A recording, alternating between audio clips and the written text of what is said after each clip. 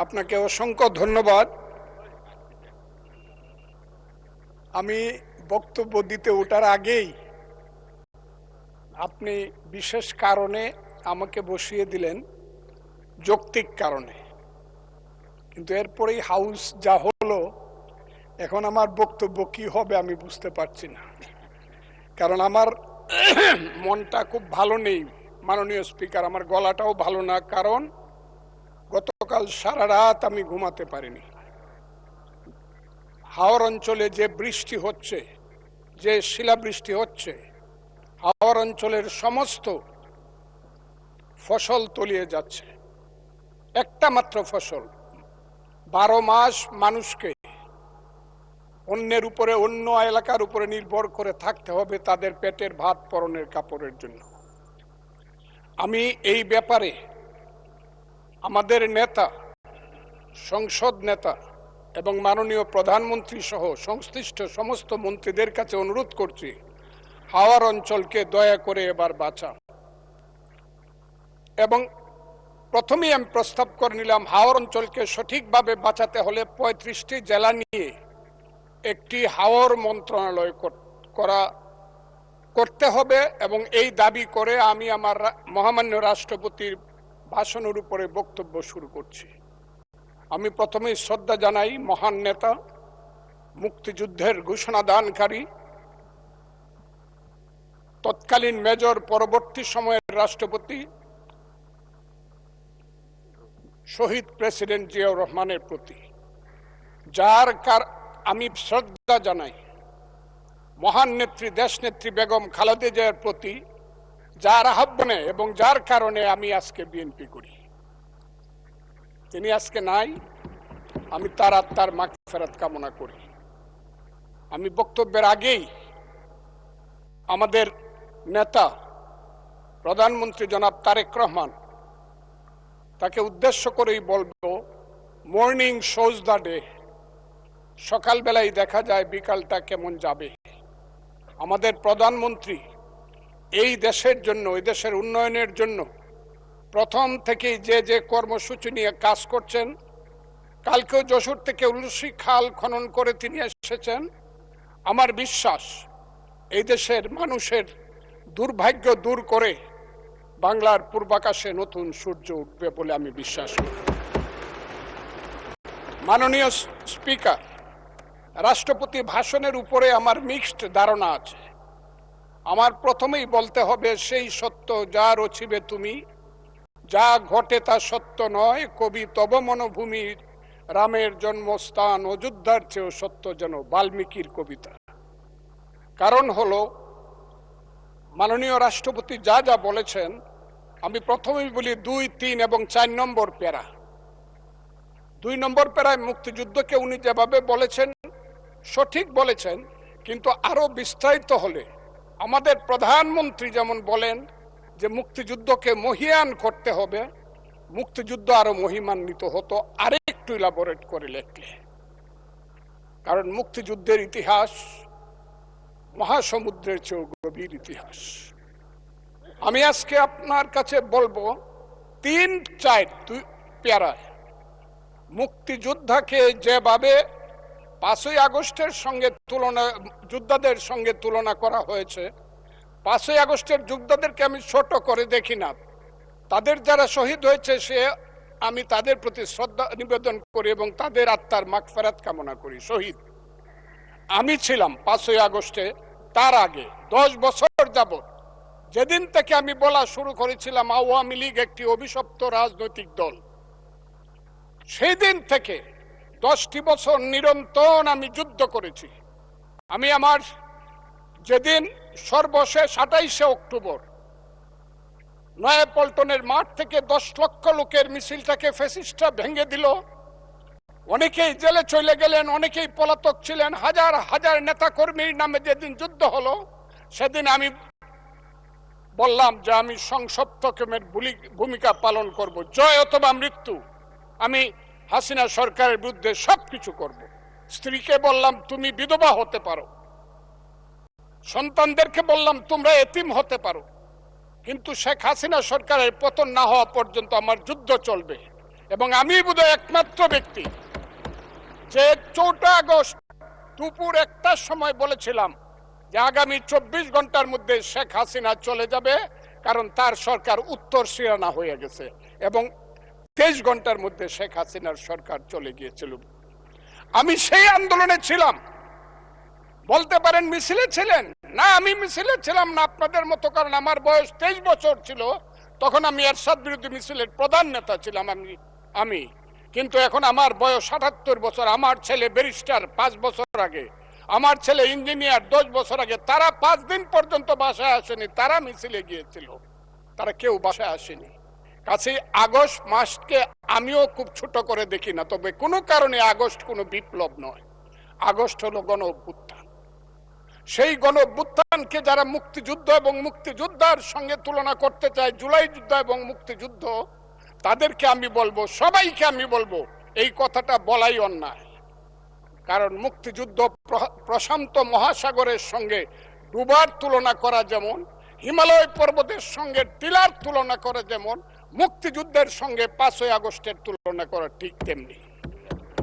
আমি আজকে খুব পরিষ্কার ভাবে বলতে চাই, মুক্তিযুদ্ধ এবং স্বাধীনতা সংগ্রাম একদিনে বাঙালি জাতির হয় নাই। ওই কালকে আমাদের ভাই, আমার এক ভাই ব্যারিস্টার নৌসাদ জমির পাল বংশের কথা বলেছিল, যে পাল বংশ আজ থেকে প্রায় 1000 বছর আগে, 2000 বছর, 1000 বছর আগে বগুড়ার মহাস্থানগড় পুণ্ড্রবর্ধনের রাজধানী স্থাপন করে বাঙালির যে শাসন শুরু করেছিল, তারপরে সেন শাসন থেকে ধরে সর্বশেষ মুঘল শাসনের পরে যখন 1757 সনে মির্জাফরের বিশ্বাসঘাতকতায় সিরাজউদ্দৌলার পতন হয়েছিল, নীল সাহেবদের অত্যাচারে যখন মানুষ জর্জরিত হয়েছিল, 1770 সন যাকে বলা হয় 74-এর মন্বন্তর, সেই সময়ে যখন বাংলার 1/3 লোক না খেয়ে মরেছিল, নীল সাহেবদের অত্যাচারে যখন বাংলার মায়েরা কেঁদে কেঁদে ছড়া বলতো, ছেলে ঘুমালো, পাড়া জুড়ালো, বর্গি এলো দেশে, বুলবুলিতে ধান খেয়েছে, খাজনা দিব কিসে, ধান ফুরালো, পান ফুরালো, খাজনার উপায় কি, আর কটা দিন সবুর করো রসুন বুনেছি। সেই যে ব্রিটিশের বিরুদ্ধে যুদ্ধে বাংলার মানুষ প্রথম নেতৃত্ব দিয়েছিল, সেই নেতৃত্বের মাধ্যমেই আমরা দেশ স্বাধীন করেছিলাম। আমি আজকে আপনাদেরকে বলি, 2005 সন থেকে ধরে 8 সনে ক্ষুদিরাম মের ফাঁসি, যে ফাঁসিতে গান হয় বাংলায় আজও একবার বিদায় দেমা ঘুরে আসি, সেই প্রফুল্ল চাকির ফাঁসি, এই যে যুদ্ধ, তারপরে চিত্তরঞ্জন দাস, এরপরে 190 বছর পরে একজন বাঙালি মুসলমানের সন্তান, বাড়ি তার বরিশাল, সিরাজউদ্দৌলার পরে প্রথম বাংলার সিংহাসনে বসলো। ওই দিন দেখলাম 2 জন মন্ত্রী সাহেব বললেন উনি মুখ্যমন্ত্রী। নো, 1937 সনে যখন শেরে বাংলার সিংহাসনে বসেছিলেন, তখন উনি প্রধানমন্ত্রী ছিলেন। সেই শেরে বাংলা ফজলুল হক, হুসেন শহীদ সোহরাওয়ার্দী, দেশ থেকে দেশান্তরে গিয়ে সুভাষ বোস, মৌলানা আব্দুল হামিদ খান ভাসানী, বঙ্গবন্ধু শেখ মুজিবুরেরা বাংলাদেশের স্বাধীনতা সংগ্রামের ভিত্তি স্থাপন করেছিল। সেই ভিত্তির উপরে দাঁড়িয়েই 1971 সনে আমাদের নেতা সেই শহীদ জিয়াউর রহমান বলেছিলেন প্রথম নিজের নামে, I Shaheed Zia, I major Zia do hereby declare the independence of Bangladesh, প্রথম নিজের নামে, পরে বঙ্গবন্ধুর নামে। আমি আজকে আপনাদের কাছে বলতে চাই, মুক্তিযুদ্ধ এত সহজ জিনিস না। আপনি যে এখানে বসে আছেন, আপনি যে সালুটি করে যুদ্ধ করেছিলেন 4 দিন, কত লোক মারা গিয়েছে, কত সন্তান শহীদ হয়েছে, একটা বন্দুকের আওয়াজ, একটা কামানের আওয়াজ সিলেটে হয়েছে, আর আমি ময়মনসিংহে বসে সেই আওয়াজটি শুনেছি। আখাউড়াতে সেই নদীতে যে যুদ্ধ হয়েছে, যে যুদ্ধে আমার বাড়ি থেকে 100 কিলোমিটার দূরে সেই শব্দ আমি শুনেছি। ওই যে ধানোয়া কামালপুরে কর্নেল তাহেররা যুদ্ধ করেছে, সেই যুদ্ধের সংবাদ শব্দ আমি কিশোরগঞ্জ থেকে শুনেছি। 11টা সেক্টর ছিল, 1 নম্বর সেক্টর কমান্ডার জিয়াউর রহমান, 2 নম্বর খালেদ মোশাররফ। জিয়াউর রহমান যখন ব্রিগেড কমান্ডার হলেন, তখন কমান্ডার হলেন সেইখানে। ওই ফেনীর যুদ্ধ, জাফর ইমামদের আজকে যাই করুক তারা, বিলুনিয়ার যুদ্ধ তো আমরা ভুলবো না। 2 নম্বর sector commander Khaled Mosharraf Haider, 3 number sector commander Shafiullah, 4 number CR Dutta, 5 number Mir Shawkat Ali, 6 number M K Bashar, 7 number Kazi Nuruzzaman, 8 number M A Manjur, 9 number M A Jalil এবং সর্বশেষ 11 নম্বর হইল কর্নেল তাহের, যার পা চলে গিয়েছিল। সেই যুদ্ধ, যে যুদ্ধে সারা পৃথিবী জড়িত ছিল, যে যুদ্ধে ইন্ডিয়া 3রা ডিসেম্বর 1971 সনে আমাদেরকে সহযোগী করার জন্য অংশগ্রহণ করেছিল এবং তার হাজার হাজার সৈন্য এই মাটিতে রক্ত দিয়ে গেছে, এবং যে ইন্ডিয়া আমাদের দেশের স্বাধীনতার জন্য বঙ্গোপসাগরে যে 7ম নৌবহর এসেছিল আমেরিকার, বিশ্বযুদ্ধের রিস্ক নিয়েছিল, আমাদের জন্য সোভিয়েত ইউনিয়ন তিনটা ভেটু দিয়েছিল, তা না হলে আমাদের দেশ স্বাধীন হতো কিনা সন্দেহ ছিল। সেই মুক্তিযুদ্ধের সঙ্গে যখন 1 মাসের গণ আন্দোলনকে তুলনা করা হয়, তখন মুক্তিযুদ্ধকে ছোট করা হয়। আমি মনে মনে ভাবি হয়তোবা আমি মরে গেলেই ভালো হতো। আমি আজকে আপনাদের কাছে প্রশ্ন রাখতে চাই, 5ই আগস্টের পরে কি হলো? আমাকে একটু 5ই আগস্টের পরে কি হলো আপনারা জানেন। এইখানে ইউনূস সরকার ছিল, আমি শিল্পকলার সামনে থাকি, একটা গান হইতে পারে নাই, একটা নাটক হইতে পারে নাই, একটা লালনের গীতি হইতে পারে নাই, একটা বাউল গান হইতে পারে নাই। সব কিছু কালো শক্তি ধ্বংস করে দিয়েছিল। তারা বলেছিল কোন মুক্তিযুদ্ধ হয় নাই, 47-এর যুদ্ধ হয়েছে, আর 24-এর যুদ্ধ হয়েছে, আর 71-এ গন্ডগোল হয়েছে। সেই দিন মুক্তিযোদ্ধা হিসাবে আমি বলেছিলাম, আমি বলতে পারবো কিনা কথাটা আপনি, এই আলবদর রাজাকারের বাচ্চারা, এখনো কিন্তু ফজলুর রহমানদের মতো মুক্তিযোদ্ধারা জীবিত আছে। এই দেশে মুক্তিযুদ্ধ হয়েছে, মুক্তিযুদ্ধ সত্য, 30 লক্ষ লোক জীবন দিয়েছে, এটাও সত্য। এই যুদ্ধের মধ্য দিয়েই আমরা সেদিন তাদের সঙ্গে যুদ্ধ করেছি। আমার বাড়ির সামনে মব হয়েছে আমাকে হত্যা করার জন্য। সেদিন আমি আজকের পুলিশকে ধন্যবাদ দিব, আজকের মিলিটারিকে ধন্যবাদ দিব। 10 মিনিটের মধ্যে আমার বাড়ির সামনে তারা গিয়ে উপস্থিত হয়েছে আমাকে বাঁচানোর জন্য। অনেক চক্রান্তের মধ্য দিয়ে ইলেকশন হয়েছে। সেই ইলেকশনে তারা কি করেছে, আজকে যারা আমার ডান দিকে বসে আছে তারা কি করেছে, একদিন তো আমরা ভাই ছিলাম নাকি? তারা যা করেছে সেটা কল্পনা করার মতো না। যত চক্রান্ত করেছে, সেই চক্রান্তের ভিতর দিয়ে যখন তারা প্রচার করতে শুরু করলো তারা বাংলায় 2/3 মেজরিটি পেয়ে তারা পাস করবে, আমি হতভাগা ফজলুর রহমান বলেছিলাম জামাত জোট যদি মেজরিটি পায় তাহলে আমি বিষ খাবো। এই কথাটা আমি বলেছিলাম, আমি বিষ খাবো। হ্যাঁ, কথাটা সত্য, আমি বলে যাচ্ছি। এবং তারা কোনোদিন যুদ্ধে জয়লাভ করতে পারে না, রাজনৈতিক যুদ্ধে, কারণ তাদের পূর্বপুরুষ বাংলাদেশ চায় নাই। বাংলাদেশ যদি থাকে, এই বাংলায় শুধু বেলিচা মিলিয়ার জুই ফুল ফুটে না, এদেশে রক্তগোলাপ, রক্ত জবা ফুটে। এদেশের জঙ্গলে শুধু কোকিল ডাকে না, এদেশের জঙ্গলে রয়্যাল বেঙ্গল টাইগারও থাকে। যতদিন রয়্যাল বেঙ্গল টাইগার থাকবে, মুক্তিযোদ্ধা জিতবে, রাজাকার কোনোদিন এদেশে জয় লাভ করতে পারবে না। আমি চ্যালেঞ্জ করে বলে গেলাম। আমি আজকে আপনাদের সামনে আরো কিছু বলতাম, কিন্তু আমি টাইমটা দেখতে চাই, আরেকটা কথা বলতে চাই।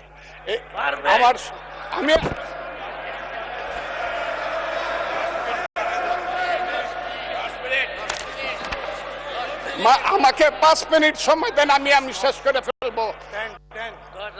আমি আজকে আপনার সামনে শুধু বলতে এসেছি, মাননীয় সদস্য, আরো 3 মিনিট দেওয়া হলো আপনাকে। আমি বলতে এসেছি, হ্যাঁ, আমার বক্তব্যের পরে বলবে আমরা কি মুক্তিযুদ্ধ করি নাই।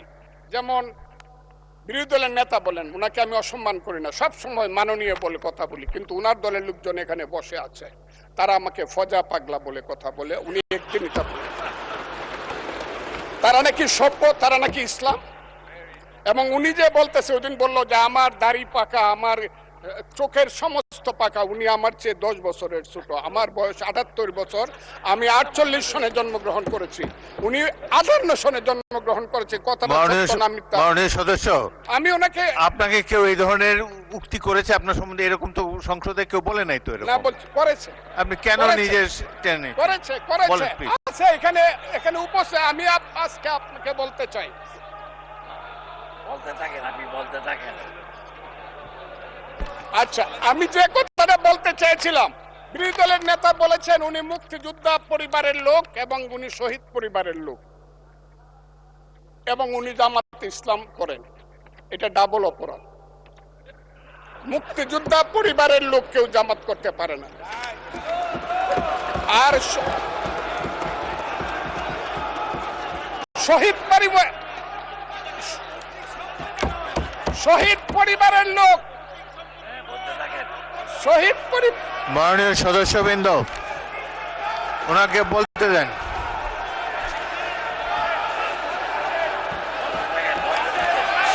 মাননীয় সদস্যবৃন্দ, অর্ডার অর্ডার, আপনারা শৃঙ্খলা রক্ষা করুন। মাননীয় সদস্যবৃন্দ, সংসদে শৃঙ্খলা রক্ষা করুন। মাননীয় সদস্য ফজলুর রহমান, আপনি শেষ করুন, কষ্ট পাইতেছেন, বক্তব্য শেষ করুন। আমি আবারও বলে রাখলাম, শহীদ পরিবারের লোক তো জামাত করতেই পারে না, আর জামাত করলে ডাবল অপরাধ করতেছে। দুই, তাহলে স্বীকার,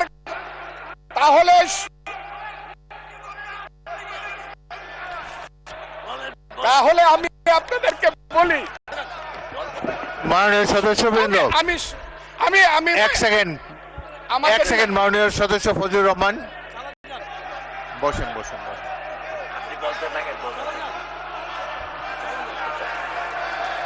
আমি আপনাদেরকে মাননীয় সদস্যবৃন্দ, প্রোটেকশন আশা করতেছি। মাননীয় সদস্যবৃন্দ বসুন, কিন্তু আমার গলা, সংসদে শৃঙ্খলা রক্ষা করুন। ওনার গলা, আমি কিন্তু ওনাদেরকে খারাপ কিছু বলি নাই। বসেন।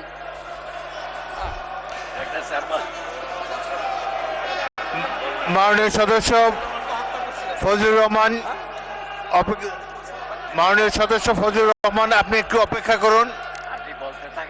মাননীয় সদস্যবৃন্দ, আমি Kazi Nazrul Islam, please sit down, please sit down, আমি বলছি, প্লিজ সিট ডাউন। এই যে দেখেন, তারা বসেন বসেন।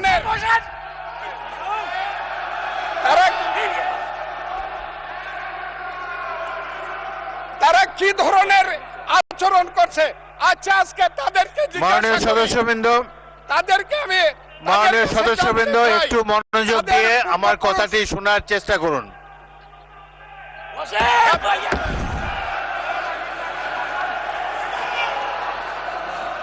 মাননীয় সদস্যবৃন্দ, গাজী নজরুল ইসলাম বসুন, আমি আজকে বসুন বসুন, এই স্পিকারের কথা শোনার চেষ্টা করুন।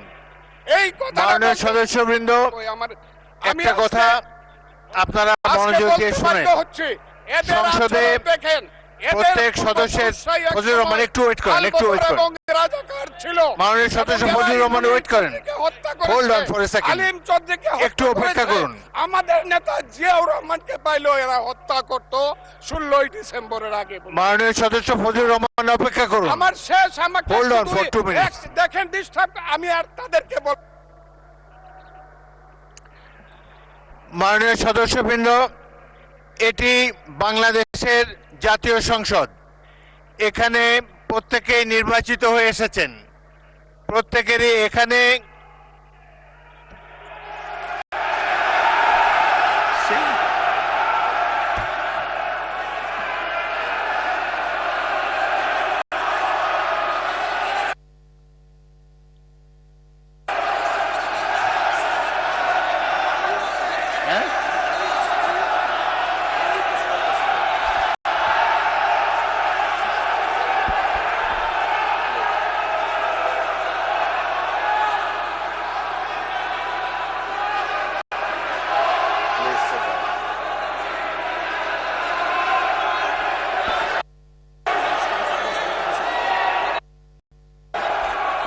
মাননীয় সদস্যবৃন্দ,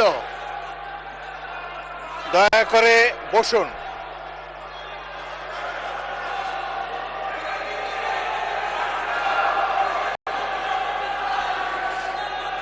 মাননীয় সদস্যবৃন্দ বসুন, বসুন বসুন প্লিজ।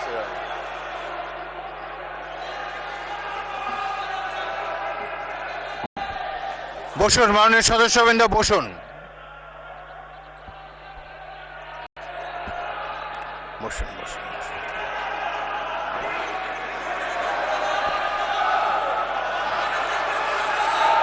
মাননীয় সদস্যবৃন্দ,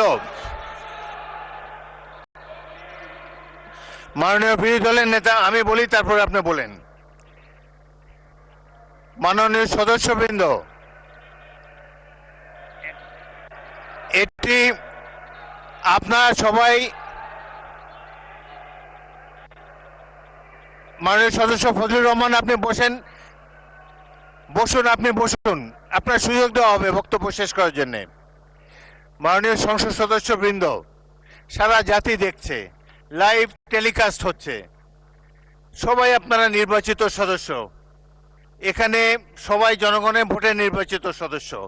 আমি প্রতিদিনই বলি যে রুলস অফ প্রসিডিওর বইটা একটু পড়েন। যদি এই সংসদ যদি বিধি মোতাবেক পরিচালিত না হয়, এটি আর জাতীয় সংসদ থাকবে না। অতীতে জাতীয় সংসদ সম্পর্কে অনেক তিক্ত অভিজ্ঞতা আছে। প্রথমে নজমুল হুদা তৎকালীন মাননীয় সদস্য একটা বক্তব্য করলেন, সদস্যরা ওয়াকআউট করে চলে গেলেন, আমরা ভাবলাম যে আধা ঘন্টা পরে ফিরে আসবে। ওই বয়কট 2 বছর চলেছে। সুতরাং সামান্য কারণে উত্তেজনা সৃষ্টি করা ঠিক নয়। প্রত্যেকেরই বাক স্বাধীনতা আছে। প্রত্যেক সদস্য এখন ইভেন 370 বিধিতে দলীয় হুইপ নেগলেক্ট করে, উপেক্ষা করেও ব্যক্তিগত মতামত এখন সবাই দিতে পারেন। এখানে প্রত্যেকেরই বাক স্বাধীনতা আছে। যদি কোনো সদস্য, সরকার দলের সদস্য আর বিরোধী দলের সদস্যের মত এক হবে, এমন তো হতে পারে না। এই জন্যই একটি সরকারি দল, একটি বিরোধী দল এখানে আছে, জনগণই এভাবে নির্ধারিত করে দিয়েছে। যদি সরকারি দলের কোনো সদস্য তার বক্তব্যে আপনাদের আপত্তি থাকে, আপনারা এরপরে তো plenty of time is there, আপনারা তার বিরুদ্ধে তিনি যা বলেছেন সেই যুক্তি খণ্ডন করুন। তিনি ভুল বললে তাকে পাল্টা অভিযোগ করেন তার বিরুদ্ধে। কথা বলার সময় তো সুযোগ আছে, কিন্তু এই যে শিশুরাও লজ্জা পাবে এই ধরনের, যদি বয়স্ক শ্বশ্রুমণ্ডিত ব্যক্তি, বয়স্ক যারা অলরেডি দাদা হয়ে গিয়েছেন, তাদের নাতিরাও হয়তো এখানে গ্যালারিতে বসে দেখছে, তারা কি ভাববে এটা সম্পর্কে। আরেকটি জিনিস হলো, সংসদে স্পিকার যখন দাঁড়ায় তখন এটি অবশ্য কর্তব্য সবাই এখানে বসে পড়বেন। যদি আমাকে তো আপনারাই তো আমাকে স্পিকার বানিয়েছেন, আমি এই সংসদের কাস্টোডিয়ান, অভিভাবক। যদি চেয়ারের প্রতি এই সম্মান আপনাদের না থাকে, তাহলে জাতীয় সংসদের প্রতি মানুষের কোনো রেসপেক্ট থাকবে না আগামী দিনে। আপনারা বলতে পারেন freedom of speech is there, Fazlur Rahman সাহেব যা বলেছেন এরপরেই আপনাদের একজনকে টাইম দেব, প্রয়োজন হলে টাইম বাড়িয়ে দেব, তার যুক্তি খণ্ডন করুন। তিনি যদি অসংসদীয় কোনো কথা বলে থাকেন, সেটা আমরা পরীক্ষা করে স্পঞ্জ করে দেব, কিন্তু বক্তব্যের সময় তাকে ডিস্টার্ব করবে না। জনাব সদস্য ফজলুর রহমান, আপনি 3 মিনিটে আপনার বক্তব্য শেষ করেন, তারপর আমি বিরোধী দলের নেতার বক্তব্য শুনবো। আপনি শেষ করেন। 3 মিনিটস ফর ইউ। মিলর্ড, 1971 সনের 14 ডিসেম্বরকে পালন করা হয় শহীদ বুদ্ধিজীবী দিবস। সেই মুনির চৌধুরী, আব্দুল আলিম চৌধুরী, শহীদুল্লাহ কায়সার থেকে ধরে শত শত বুদ্ধিজীবীকে যারা হত্যা করেছিল, তাদেরকে বলা হয় আলবদর। এবং সেই আলবদর বাহিনী কার ছিল আপনারা জানেন। আমি খুব দুর্ভাগ্য, প্রথম দিন কিন্তু মাননীয় স্পিকার আপনি জানেন এইখানে কোনো বাতি ছিল না, আমি কিছু শুনতে পারি নাই। এই হাউজে প্রস্তাব হয়েছে তাদের ব্যাপারেও শোক প্রস্তাব হয়েছে। আমি একা হইলেও এটা প্রতিবাদ করতাম, কিন্তু যেহেতু আমার দল এটা করছে আমি চুপ করেছিলাম। আমি কথাটা খুব ক্লিয়ার। কিন্তু এই সংসদ সম্পর্কে আজকে না হলো কালকে না হলো পরশু, না হলে ইতিহাসে ভুল বার্তা যাবে যদি আমরা যুদ্ধ অপরাধের ব্যাপারে আমরা সুপ্রস্তাব নেই। আমার আরেকটা কথা মিলন, পুলিশের ব্যাপারে যে ইনডেমনিটি দেওয়া হয়েছে, সেই পুলিশ 5ই আগস্ট পর্যন্ত একরকম, কিন্তু 5ই আগস্টের পরে, যেমন আমি মুক্তিযোদ্ধা কমান্ডার ছিলাম, আপনি বীর বিক্রম ছিলেন, 16ই ডিসেম্বরের পরে শত শত রাজাকার আমার কাছে আত্মসমর্পণ করছে। আমি কাউকে হত্যা করি নাই, সবাইকে জেলে পাঠিয়ে দিয়েছি, তার বিচার হোক। আমার কথা হলো 5ই আগস্ট 2024 সনের পরে এই যে এত থানা লুট হয়েছে, এত পুলিশকে হত্যা করা হয়েছে, তারা তো তখন যুদ্ধ করে নাই, তারা তো নিরপরাধ। এত অস্ত্র গেল কোথায়? স্বরাষ্ট্রমন্ত্রী নিশ্চয়ই আমার নেতা, উনিও শুনছেন আমি কথাগুলো বলছি। 5ই আগস্টের পরে যে ঘটনাগুলো হয়েছে সেগুলো তো কোনো আইনে ইনডেমনিটি পাওয়ার কথা না। যদি 5ই আগস্টের পরে কোনো পুলিশ হত্যা হয়ে থাকে, থানা লুট হয়ে থাকে, অস্ত্র নিয়ে থাকে, সেটার জন্য তদন্ত হওয়া উচিত, দোষীদের বিচার হওয়া উচিত। আর 5ই আগস্টের আগে পুলিশ যা করেছে, তারা রাষ্ট্রীয় বাহিনী, তারা যদি অন্যায় করে থাকে, মরে গেছে, বিচার হোক। কিন্তু আমি মনে করি তারাও এই দেশের নাগরিক, পুলিশেরও মা বাবা আছে, তাদেরও সন্তান আছে, তাদের সন্তানও এতিম হয়েছে। রাষ্ট্র তাদের কাছে গিয়ে বলা উচিত, তোমার সন্তান যেভাবেই নিহত হয়ে থাক, আমরা তোমাদেরকে দেখব। আমার পুলিশের এই আইনটার ব্যাপারে হলো আমার এই কথা। আমি আজকে এই হাউজে দাঁড়িয়ে সর্বশেষ কথাটি বলবো। সর্বশেষ কথাটি হলো, আমার মাননীয় প্রধানমন্ত্রী, আমি যাকে ভীষণ শ্রদ্ধা করি, দেশকে উনি চালাতে পারবে না আমি জানি। দিনের পর দিন, মাসের পর মাস, যতই বাহিরে বাহিরে চক্রান্ত হোক, ভিতরে কিন্তু যতই ভালো মানুষ দেখাক, যতই এখানে বিএনপির বিরুদ্ধে দাঁড়াবার চেষ্টা করুক, এটা হবে না। কিন্তু আমার নেতা, সংসদ নেতা কিন্তু অনেক মহান কাজ করেছে। 78 জনকে 222 জনের সমান সমান ভাগ দেয়া কমিটি করেছে। আমি আমার নেতাকে বলবো, শেষ করেন মাননীয় সদস্য, শেষ করেন। তার মা কিন্তু একসাথে দুধ খাইছে, কিন্তু সিরাজউদ্দৌলা আর মোহাম্মদী বেগ কিন্তু এক না। মোহাম্মদী বেগ কিন্তু সিরাজউদ্দৌলাকে হত্যা করেছিল। এই কথাটি বলেই আপনাকে ধন্যবাদ জানিয়ে আমার বক্তব্য শেষ। মাননীয় বিরোধী দলের নেতা, আপনি কিছু বলবেন? মাননীয় স্পিকার, আপনাকে ধন্যবাদ। আমি শ্রদ্ধা রেখেই বলতে চাই, মাননীয় সংসদ সদস্য বয়সে আমার বড়, তিনি মুক্তিযুদ্ধে তার অবদান সবকিছুই বলেছেন, কিন্তু নিজের অবদান বলতে গিয়ে আরেকজনের অবদানের উপরে হাতুড়ি পেটানোর অধিকার কাউকে দেওয়া হয়। তিনি পার্সোনালি আমাকে হার্ট করেছেন। তিনি বলেছেন যে আমি বলে থাকি আমি শহীদ মুক্তিযোদ্ধা পরিবারের সদস্য, তাহলে ইনি এটাকে চ্যালেঞ্জ করছেন। 2 নম্বর, উনি বলেছেন কোন মুক্তিযোদ্ধা কিংবা শহীদ মুক্তিযোদ্ধা পরিবারের কেউ জামাত ইসলামী করতে পারে না। তাহলে উনাকে জিজ্ঞেস করে করা লাগবে?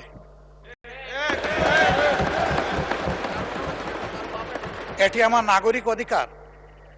আমি কোন দল করব, কোন আদর্শ আমি অনুসরণ করব, এর উপর হস্তক্ষেপ করার ন্যূনতম কোনো অধিকার রাষ্ট্র কিংবা সংবিধান কাউকে দেয়নি। আমি এটার তীব্র নিন্দা জানাই। আমার আইডেন্টিটি নিয়ে প্রশ্ন করা হয়েছে, এটা গুরুতর অপরাধ করেছেন উনি। আবার আমার আদর্শ সিলেকশনের ব্যাপারে উনি কথা বলেছেন, এটা বাড়তি অপরাধ করেছেন। আমি অনুরোধ করব মাননীয় স্পিকার, তার এই অসংসদীয় অংশটা এখান থেকে যেন এক্সপান্স করা হয়। শেষে গিয়ে উনি,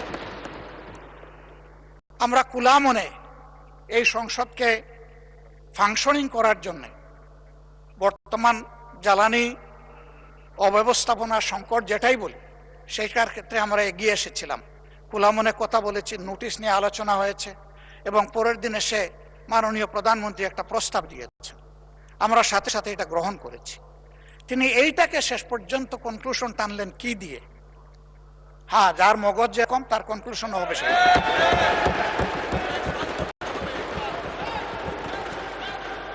তার মতো একজন প্রবীণ ব্যক্তির কাছ থেকে, রাজনীতিবিদদের কাছ থেকে আমি এই ধরনের আচরণ আশা করিনি। আমরা এখানে প্রথম দিনই বলেছি ভালো কিছু শিখতে এসেছি। কাউকে হিট করা, গালি দেওয়া, এর মাধ্যমে বড় কিছু অর্জন করা যাবে না। কিছু গোলাবাজি হতে পারে বড় জোর, কিন্তু তার চাইতে বেশি কিছু হবে না। আর সাধারণত যুক্তি যখন ফুরিয়ে যায়, মাথা তখন গরম হয়ে যায়। একটা প্রবাদ আছে, রেগে গেলেন তো হেরেই গেলেন। আমরা সবাই মিলে হারতে চাই না, আমরা সবাই মিলে জিততে চাই। এই জন্য সবাই যেন মাথাটা একটু ঠান্ডা রেখে যুক্তির সাথে সত্য নির্ভর কথাগুলা বলি, তাতে অবশ্যই দেশবাসী উজ্জীবিত হবে, এই সংসদের প্রতি মানুষের আস্থা তৈরি হবে, এবং দেশটাকে নিয়ে সবাই মিলে আমরা সামনে এগিয়ে যেতে পারবো। ধন্যবাদ মাননীয় স্পিকার। ধন্যবাদ মাননীয় বিরোধী দলের নেতা জনাব ফজলুর রহমান। এখন আর তো না বললেও চলে। আমরা সংসদ উত্তপ্ত হোক এরকম চাই না, আপনি একটু দয়া করে বসেন। আমি